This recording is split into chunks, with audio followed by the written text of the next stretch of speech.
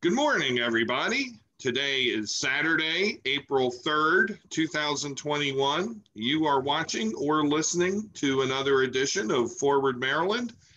My name is Bill Woodcock. And I'm Jason Booms. And Jason, I have seen that today has been called Final Countdown Day because it is April 3rd, 2021, or 4, 3, 2, 1. Jason, what happens when we get to zero? And how would we? The band Europe will appear. It'll be glorious. But everybody loves a good power ballad. that I know brings in the fans. Well, from a sports perspective, it really is a final count. I mean, Final Four. You've got opening day for Major League Baseball. I mean, this is the perfect time of year for sports. Oh, truth. And also huge shout out to the University of Arizona Wildcats women's basketball team toppling the Yukon Huskies. So take that, Gino. I was a little bummed out about Maryland losing in the previous round, but especially since Texas came out and played South Carolina and completely laid an egg after they beat the Terps. I think Maryland would have given them a much better game, but they had opportunities to win. They missed so many close shots in that last minute. That voice that you heard, ladies and gentlemen, is that of our guest tonight or today. He is a current member of the Frederick County Council and is a candidate for Frederick County Executive. His name is Kai Hagen. Kai, welcome to the podcast. Thank you for having me. I appreciate the opportunity. And so for those of us and for those watching and listening who are not in Frederick County, tell us a little bit about yourself. Well, the brief version is that I've did not grow up in Frederick County, but have a lifelong connection to it. Well, lifelong since I was 6 years old. Spent a lot of time here and fell in love with the place and always planned to move here. And 26 years ago and 3 days, my wife and I arrived to spend the rest of our lives here. And I grew up in Washington, D.C. Originally, but then I lived in Minnesota for 4 years of college, 8 years after that in Minneapolis, almost 8 years in the Bay Area of California before moving out here in 1995 to stay. And from the moment I got here, I got involved. Two weeks literally after we first arrived, I went to my first local community meeting. It was a Sierra Club meeting, just trying to learn more about some of the issues and things here, and got very involved. And essentially, I've been very involved ever since. The director of a couple of nonprofit organizations, sat on many different county boards and commissions, starting with the Citizen Zoning and Review Commission back in 2002. I was a county commissioner for 4 years, from 2006 to 2010, back before we had our current charter form of government, and we had 5 commissioners that served as both the executive and the legislative branch of Frederick County. And before that and after that, I've just stayed very involved in local issues. I had columns for a while in the Frederick News Post and the Gazette, where I wrote a lot about land use and the environment and a broad range of other issues, affordable housing. I had a radio show for a little while where I did, hour-long interviews with local political leaders, community leaders, members of the arts community, and others. That's beyond things like coaching soccer and coaching basketball. And so I've just basically been a highly engaged, active citizen who happened to run for office a couple times because it seemed like the right thing to do, or 3 times, I should say, and this would be the 4th. So, I don't know if you want more or less detail. Too late for less, but I'll stop there. That's true. So tell us why you're running for Frederick County Executive. Sounds like sounds like you've had a very successful time on the council, and with all your community involvement, why take that next jump now for 2022? Well, I think it's, I really believe that I'm exactly the right person at exactly the right time for it. Part of that relates to my experience as an active citizen for 25 years throughout the entire county on a broad range of issues. And part of it relates to, having had that role as a county commissioner in the executive branch, essentially, of county government, and the familiarity that I have with county government and how it operates, and the experience that we had as a bipartisan board of county commissioners at that time. Part of it is, my work now as a county council member. All of that leads me to have what I think is the right experience and knowledge of Frederick County government to do the job well. But I think really the key issues come down to a question of values and perspective and goals. I think Frederick County is a absolutely wonderful place to live. We came here to live here the rest of our lives. We've seen the community evolve in all sorts of ways, most of which are very positive.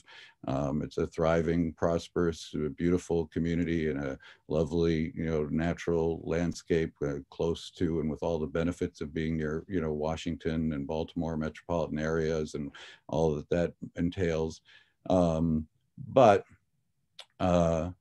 And we do a lot of things really well. I mean, I think with the exception of one 4-year period in the last couple of decades, Frederick County government has done a really great job of managing public services, developing facilities, addressing infrastructure needs, all sorts of things that really matter that have contributed to making this a better place. And it's important to make that point. Frederick County government works, and local government can work for the people, for the community, and that's very important.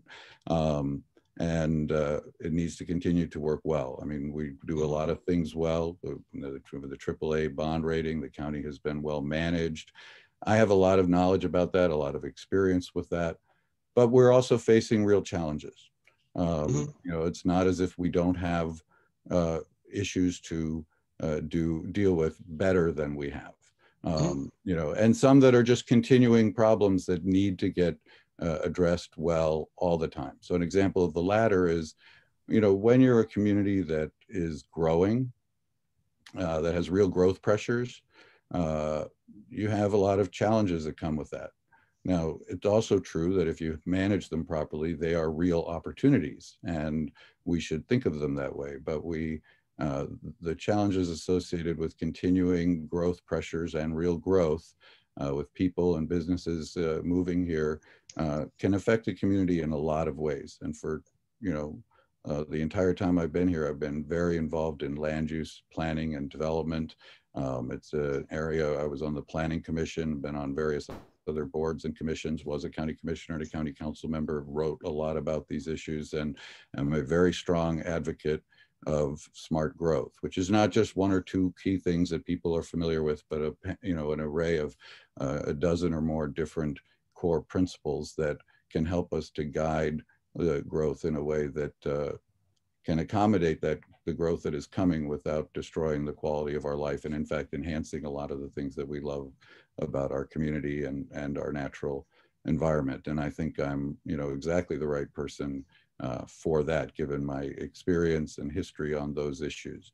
But there are other challenges where we just haven't really done as much as we can. Not that people haven't tried, not that we haven't made good progress in some ways, but we have an ALICE population. That's the designation of people who are asset limited, income constrained, employed. And it's been well studied, and it's, every year or two they update the reports. And essentially, we have more than 40% of the people who live in our county, even though we are an educated, prosperous, thriving community, who are not sharing in all of the benefits of living in such a wonderful place, who are struggling paycheck to paycheck, week to week, who are, one expensive car repair or medical problem away from economic disaster. We have a serious issue that is associated with our success and growth, and that is affordable housing, something that I've been paying attention to. I sat on the Affordable Housing Council for 4 years. It's an important issue, and I've been outspoken as saying that local government can do a lot more on that front. There are good efforts being made and projects that have advanced and entities that are working on that full time, but we have not used the full range of tools in our toolbox to address that issue. And a lot of those are around land use and planning. And we can talk more about that if you want. Sure. We have issues of racial equity and social justice, where there's a lot of room for improvement. And I celebrate the fact that Frederick County is continuing to become an increasingly diverse community. Part of that growth is that the community's been becoming a lot more diverse. That's a great thing. That's an American thing. That is something that is a real benefit to our society, but it also raises challenges around equity and the ability for all of these groups of people to do well and to receive the benefits of living in such a great place. So, and then I should add that the other two, with which I'm very associated, are environmental concerns and climate change. I've been working on environmental issues for about 40 years, and I've certainly been an active leader on those issues in Frederick County for a long time in many ways.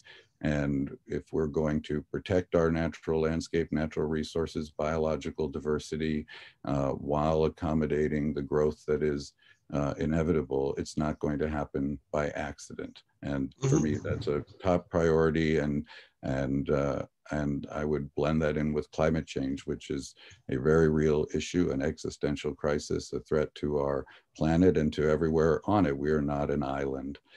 We are connected to the rest of the world. You know, our climate, our economy, the impacts of this problem, been very active on that issue. And the good news is, you know, some people think of it in terms of, you know, sacrificing. What do we sacrifice? How much is it going to cost? But the fact is that most of the things that we could and should do to reduce our contribution to the problem, to sequester more carbon in our community, to prepare to be more resilient in the face of the changes that are coming, are good things to do anyway. And you know, we tackle them one at a time. So I just think looking at that experience and maintaining what we are doing well and have been doing well in Frederick County, and looking at some of these challenges where we can continue to do better or will we continue to be challenged by them, from affordable housing to climate change, and all the while needing to balance that with other priorities like maintaining a top quality education system and public school system, and how we balance all that in with our budget, with our priorities, with our staffing. You know, it's about values and perspective and commitment combined with experience and an understanding of the county as it has been and as it could be. Part of why and thank you for sharing that, because you certainly have a well thought out and very broad platform. You know, and my last question before I kick it over to Jason is, you know, part of why I find you a fascinating candidate for this office is that you're a Democrat, and you certainly articulated an activist government-based platform.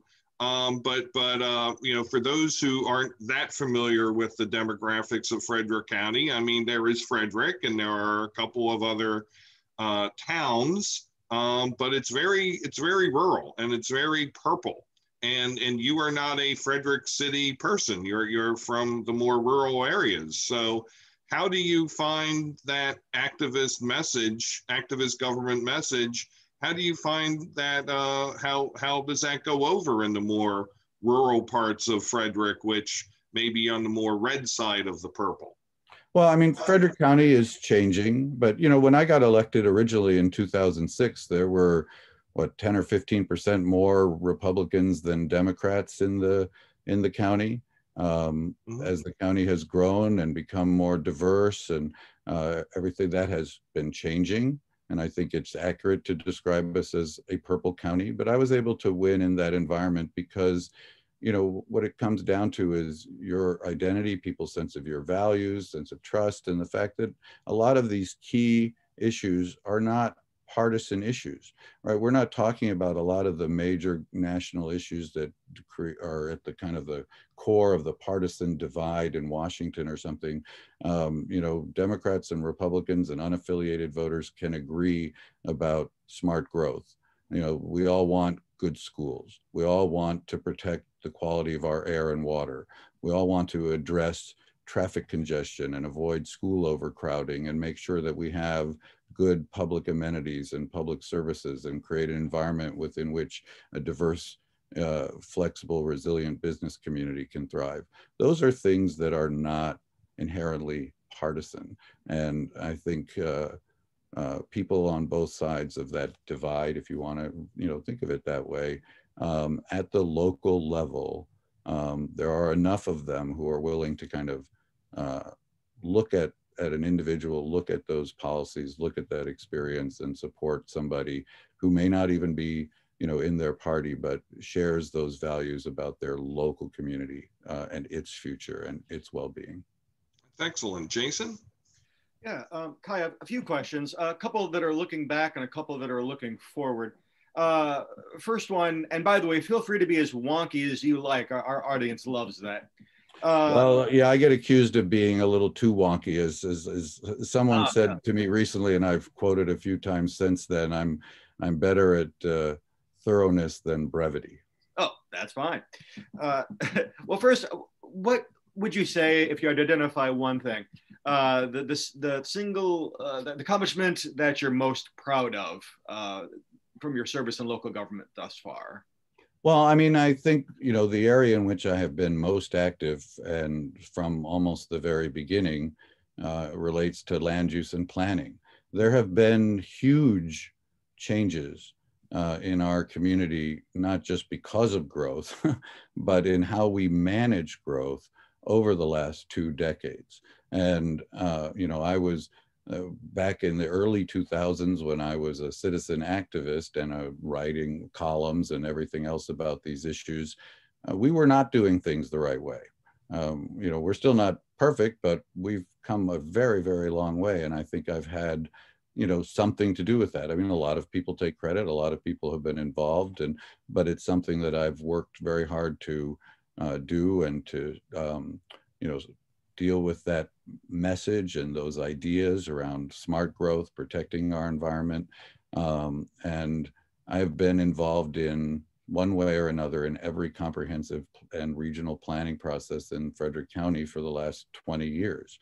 And I was very proud of my role on the Board of County Commissioners, which had 2 Democrats and 3 Republicans, but we passed a comprehensive plan that was unlike any we'd ever had before and was really the first step towards something that we've seen now evolve more recently with Livable Frederick, which I was also involved in from the very beginning and sat on one of the working groups and attended most of the meetings and was on the council when it finally got to the county council.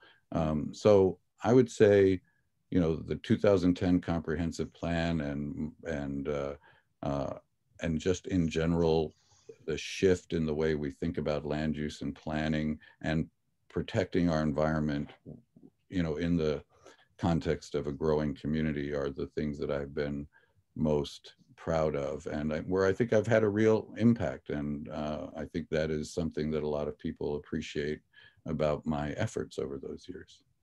We're going to get back to 2010 in just a second, but I would like to follow up on the conversation on housing. Where you started talking about tools that can be used. So looking at Frederick County, where it is now, where it's headed, what specific activities do you think need to be undertaken in order to, you know, solve the housing challenges in Frederick County? Well, it's a difficult issue. No one's pretending that it isn't. You know, it's a problem all across the country in growing communities, and affordability is a huge national challenge in areas that are experiencing growth. And so, you know, you look around at what other communities have done, what works, what doesn't work, and you find that a lot of communities are really struggling with this. And it's really important to understand is no silver bullet. There's no one policy, one approach, one thing that you can do that's going to solve that problem. Like a lot of other problems, you know, big problems call for a lot of smaller and simple solutions. And so what we're really looking for is in a whole array of policies and practices and, you know, government initiatives and private efforts and other things that combine to make more headway than we've had. We have made headway. We have got people bailing out the boat, so to speak, and but the problem is the boat's still leaking, right? So even though we develop affordable housing, the overall problem has actually continued to get worse. And we have more and more people who work here and would like to live here or did live here, but are commuting in from outside the community or moving to places that are more affordable in Washington County and Adams County, Pennsylvania, and Jefferson County, West Virginia. We have a variety of issues with you know, the affordability of rent and the availability of rental units. The fact is, there are a lot of tools, and you know, we do not, in my opinion, use the full range of tools that are available in land use and planning, which are not the only, that's not the only toolbox, but it's a very important one.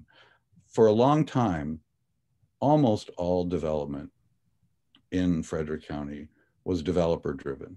They contract with a property owner or purchase a property, you know, it had zoning, or they would work to get a zoning change and that would be a request that was generally honored. And if they wanted to build a sprawling suburban community, maybe on well and septic in the middle of greenfield areas or farmland, they got permission to do that. And that sort of development, developer-driven development, does not address affordable housing. That's not their job, right? Their interests are their interests. They overlap with ours. We want developers to do a good job building the buildings, the homes, the offices and stores and public facilities and other things, schools and everything else that we need. And we have no problem with them making a darn good living, a good job doing that. But their interests are not the same as ours. And it is the job of local government officials and other planning officials to be honest brokers and have a broader vision of the effect of planning and growth on the shape of our future and the needs of our community. And when you have developer-driven planning, which was the case for a long time, if you could call it planning, but developer-driven development, right? You're not going to have affordable housing very much. You're going to have a few people creating a house here, like the great job that Habitat for Humanity does here and there, individual homeowners, or a program that builds a multifamily unit downtown with LIHTC funding or something like that. But you're not going to be dealing with the overall shape of the community and what does it take to provide an adequate mix of housing. A healthy community should have housing that reflects the people who live and want to live there or who work here, right? And so that includes the people who work in retail. It includes nurses and teachers and firefighters. It includes a lot of other people who need to be, and we don't build enough, you know, smaller homes, multifamily units, in decent walkable communities with good schools and adequate parks to match that demographic mix and that economic mix. And we need to do that. And through comprehensive planning, through annexation negotiations, through developers' rights and responsibilities agreements, through you know, how we think about our zoning categories and mixed uses and multifamily housing and other things like that. We have a lot of tools we can use more assertively to make sure that we are moving towards that balance better and essentially bailing the boat out faster than it's leaking. And I mean, we could get wonky about some of those things like transfer of development rights and all these other things, but you know, that's a whole nother more complicated discussion. But the thing is, even though most communities around the country have struggled with this, some have done a much better job. And it is important for all of us to understand what works and what doesn't work in other places on the ground, and look at where, you know, bungalow communities or the missing middle of housing types are being achieved at a much more substantial rate, and look at what they've done well that we can do well. We don't have to reinvent the wheel on most of this stuff. Can you give me a for instance? Is there a community that's doing something in particular you think that would be worth looking at for Frederick County?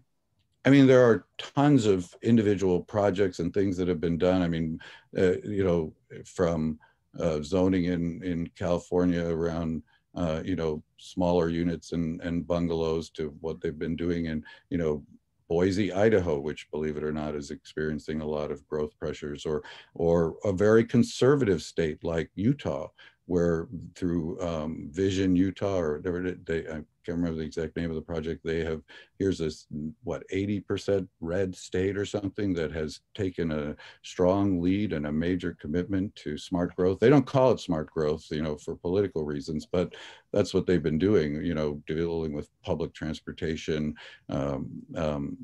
more, you know, mixed use and smaller housing, multifamily units, being very creative about that sort of thing, making a real commitment and having real benefits. And you can look all across the country. Even more recently, there are places like Minneapolis and you know, Oregon, parts of Oregon, where they have changed zoning laws, realizing that, you know, the vast majority of their zoning is low density residential, and exclusionary to basically everything else, preventing kind of mixed use, more connected, more walkable communities. And they're making significant changes to that in different ways. I mean, the list goes on and on. I mean, there are multiple, you know, entities, publications, and organizations I receive email from either daily, weekly, or monthly that are full of different examples and looking at what's being done to create that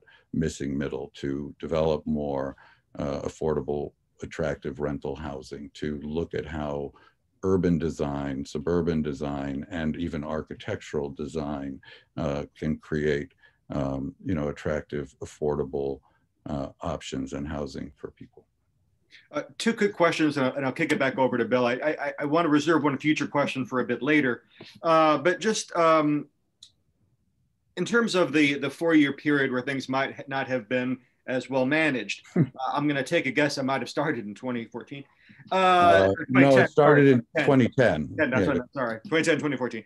And so how can, I mean, understanding that the demographics of Frederick County have changed over the years, as you know, 2010 represented the midterm election and President Obama's first term. Here we have another Democratic president, first midterm 2022. How can Democrats avoid a situation like 2010 again? Well, I mean, that's a valid point, and it's a significant consideration, and it's part of the challenge of the immediate landscape in front of us.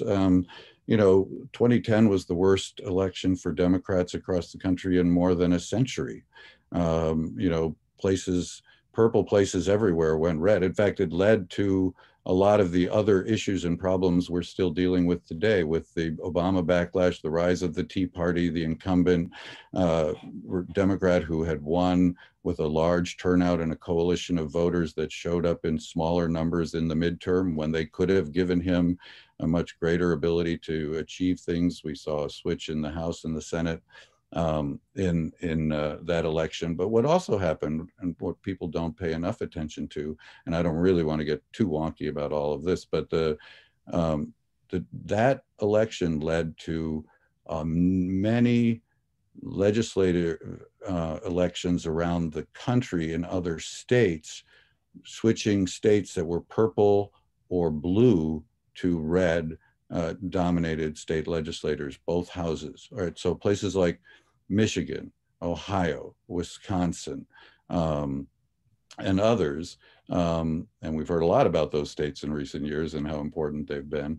And there's a number of others, Pennsylvania, right, and right next door, that have often been blue states in terms of overall elections, most governors, things like that, had all red legislatures at exactly the right time to be in place to control the redistricting which led to the gerrymandering of those states, which meant that places like Pennsylvania in subsequent elections could have 55 or 60% of the people vote for Democratic congressmen or Democratic state legislators and still send, you know, 2/3 of their congressional delegation as right-wing Republicans, or maintain that. I mean, you look what's happening in Georgia just recently with what they've done with the changes in the voting rules. This is a state that recently elected 2 Democratic senators, but you know, and it has been red, admittedly. That's not Pennsylvania or Michigan or something like that, but that gerrymandering around the country really made it tough.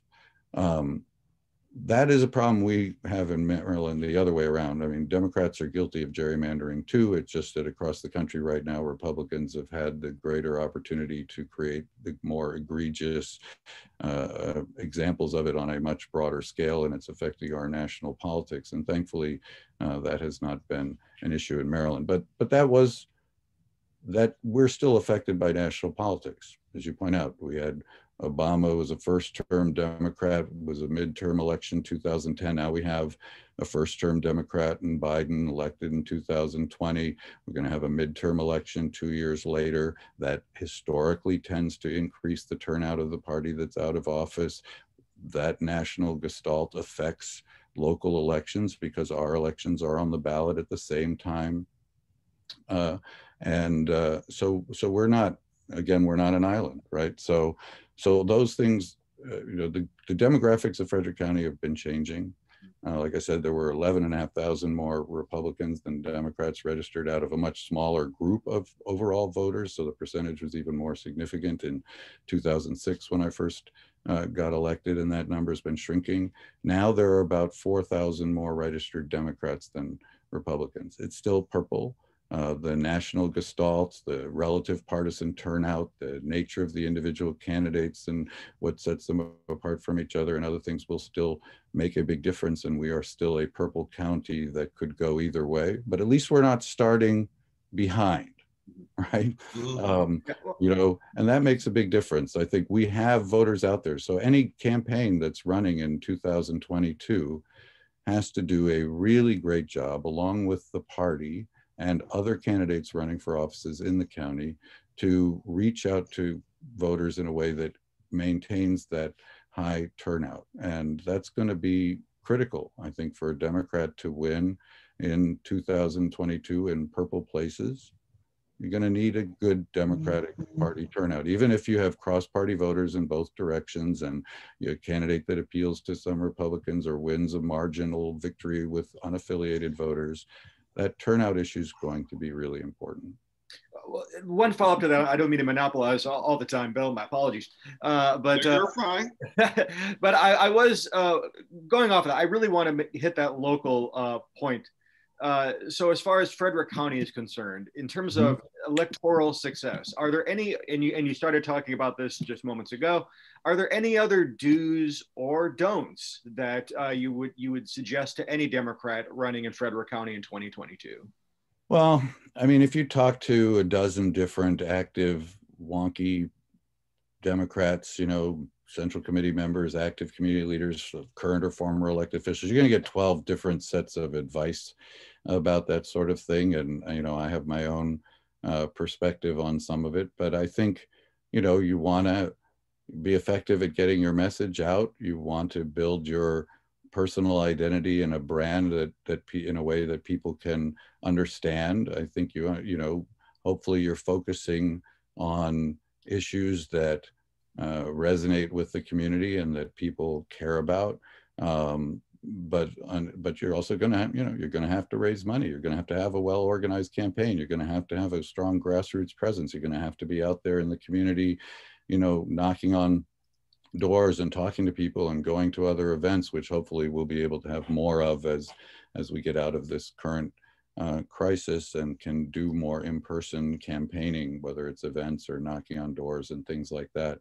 But there are a wide variety of opinions about, you know, what issues resonate the most or what position is right. I will tell you, I don't put my finger to the wind on that kind of stuff. And one of the things that I think a lot of people appreciate is that you know, my campaign isn't going to do that. I'm not going to do that as a candidate or an elected official. You know, I care about what works for the best interests of our community.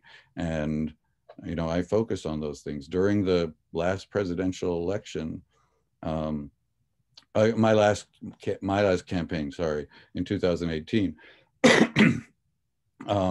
you know, there were local Democrats who advised me, don't talk so much about climate change. You know, that's not a big local issue, and you know, you shouldn't be talking about that so much. And there were some of them and others that said, you know, don't talk so much about President Trump, and you know, he's the president. That's not the local issue.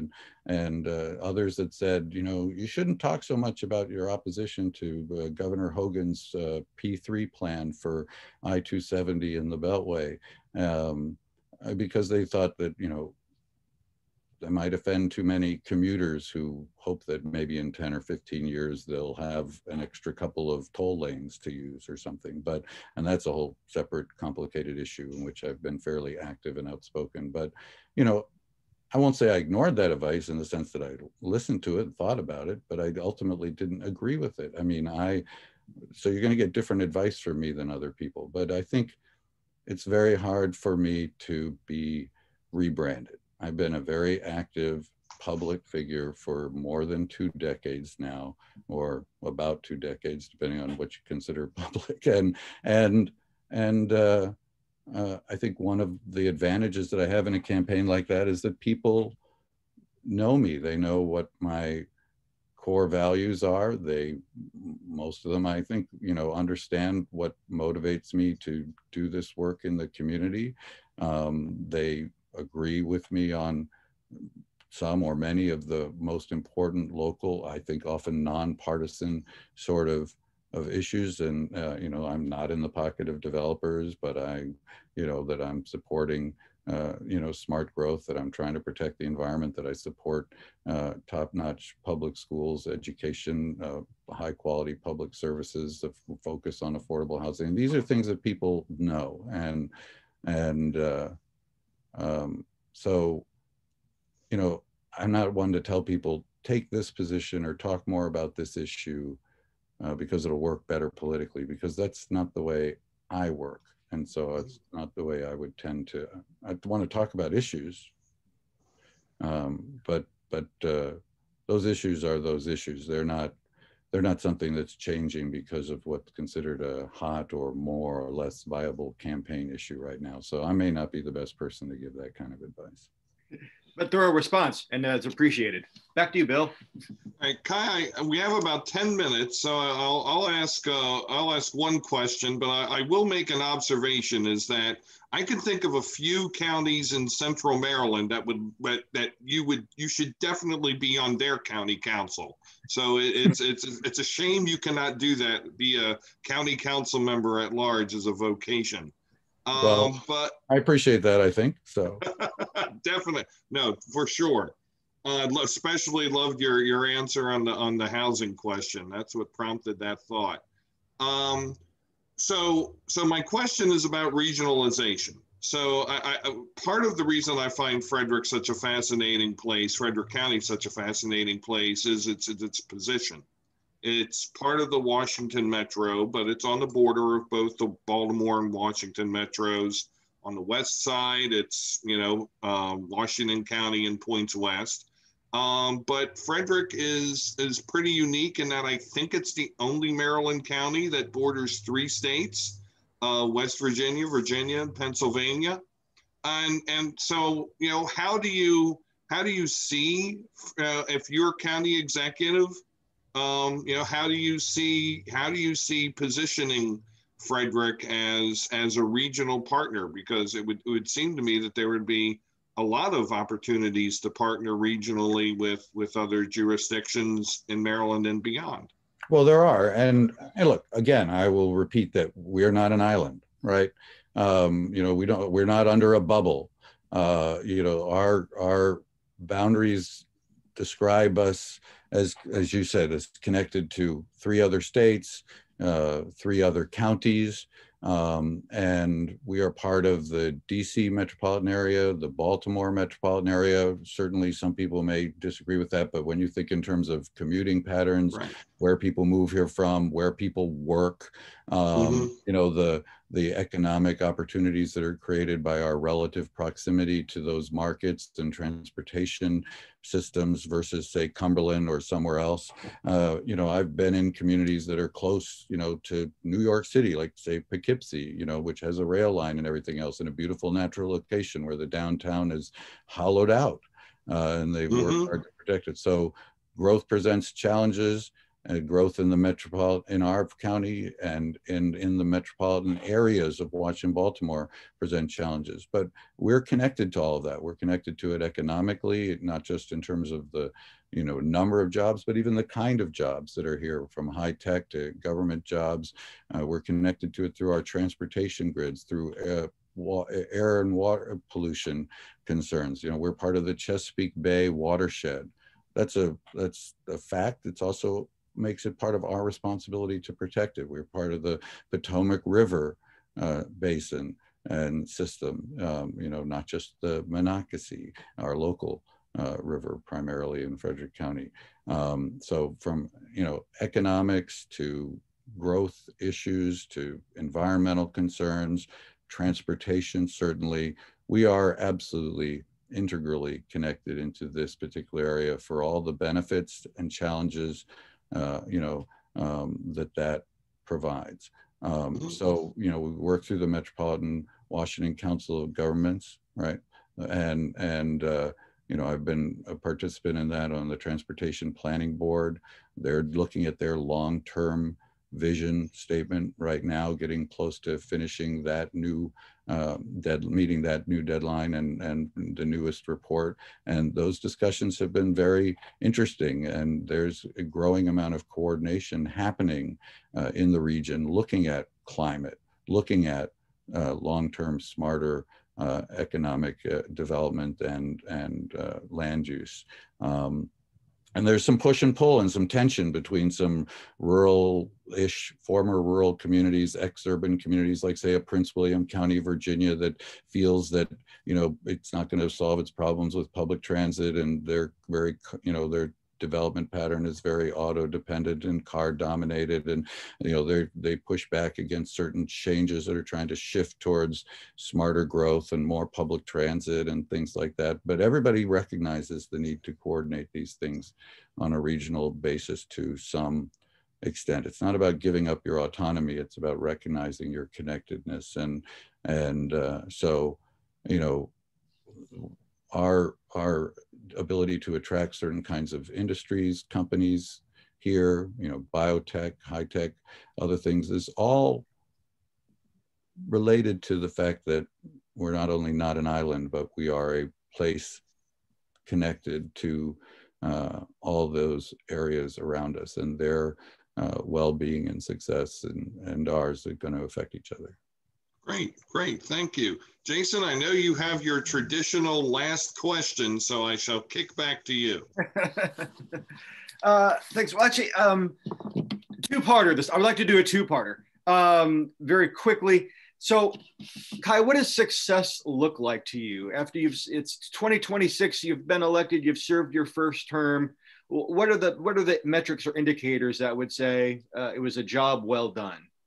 Well, I mean, I think if you know, a lot of the things I've been talking about, and I don't want to just repeat myself, but I think if we have been able to maintain and enhance the things that Frederick County is currently doing well, which is a lot. We have an effective, efficient county government providing good public facilities and services in a challenging environment to do that with the growth pressures that make it extra challenging.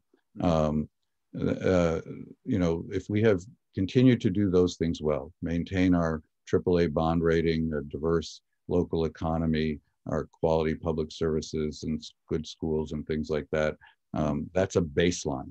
And then beyond that, if we have made real, measurable, palpable, visible, tangible progress towards providing and planning for, you know, affordable housing, seeing land use that is conforming to, the whole range of core smart growth principles, made real strides in dealing with protecting our environment and reducing our contribution to climate change and being more resilient in the face of it. These are things that should be visible and obvious to most people. We have shifting world, right? We have new technologies, new demographic changes, what all sorts of things, and are we a community that has positioned itself better to be attractive, have a high quality of life, to contribute to resolving some of the more intractable problems that we've faced, while maintaining the things that we do, or improving even those things that we already do well. I think a lot of that will be the kind of thing you'd be able to draw up a list of significant things that we have done as a county during that time that clearly move us in the direction towards those goals. I would hope that we'd be able to have a substantive and significant list of things like that across those categories. I will point out one thing I haven't said, which is kind of surprising because I talk about it a lot, is we have to take a systemic approach, right? A lot of times people see individual problems, just like individual county divisions and departments, as separate, and each issue is somehow separate, and deal with it on its own, and sometimes create other issues or only partly solve a problem or whatever. And I think we need to take a systemic approach that realizes that the roots of a lot of our problems are connected, and that the solutions are connected, and that when we look at these things as connected and interrelated, you identify solutions where the real world progress on the ground will tell you whether or not you're moving in the right direction or not, because you're not creating other problems, you're solving more than one problem. If you're applying smart growth principles well, for example, you are addressing issues like the environment at the same time. You are dealing with affordable housing. You are creating a more attractive built environment in a way that affects, the attractiveness of businesses to locate here or whatever. These things are all connected. It even means that you're doing infrastructure in a way that is more efficient, more cost effective, and allows you to have other resources that would have had to be spent building or maintaining the infrastructure for other priorities, because ultimately your budget is a reflection of your priorities, and you have to always make hard choices between competing priorities, and it's a difficult and ongoing balancing act. And if you think systemically, really you're making it more possible to achieve more progress on more of those fronts at the same time. Fair enough. Last question. So say you're taking a walk in Frederick one lovely midsummer's evening, and next thing, Liam Neeson from Taken leaps out at you. You're on the spot, and he asks you, "What's your deal?" What do you tell him? What's your elevator speech as a candidate? 15 seconds. What do you say to Liam Neeson? We love this place. We don't have to sacrifice what we love about where we live. We can do well what we've been doing well and tackle these other challenges and new things better. And I have the right combination of experience and values and perspective to do that. There we go then. That's the first was time. Was that 15 seconds? That was. I mean, I do, you guys should never have told me that, you have an audience that likes wonky things and, discussions and things. Cause, I probably really leaned into that a few times. And this broader discussion was not an elevator speech, but at least you got that 15 seconds. No, we do. We have, our episodes run long, and we have people who go front to back, and we love it. So that is awesome. And that's the first time a celebrity has been invoked in Jason's last question. So there's I was kind of wondering about that. Liam Neeson, going along. Typical question. I did see one of those movies, so at least I had some context for what you were talking about. Okay. So Kai, thank you for being a wonderful guest on the podcast. Of course, we're very early in the 2022 cycle, so I hope you'll consider coming on again and letting us know how it's going. You know, this is the kind of the how it's starting, I guess. But for people who want to know more about your campaign, how can they get in touch with you and or your campaign? Well, we do have a website. It's temporarily down. There's a splash page up because we're working on our new website right now. It's still 15 months to the primary and we want to do a good job with that. And so that might be a few weeks still, but it's kaihagen.com, KAIHAGEN.com. That'll be available. You can always email me. There are campaign email addresses and others, but my best personal email address to reach me is kaihagen@gmail.com, just all one word, Kai Hagen. I'm,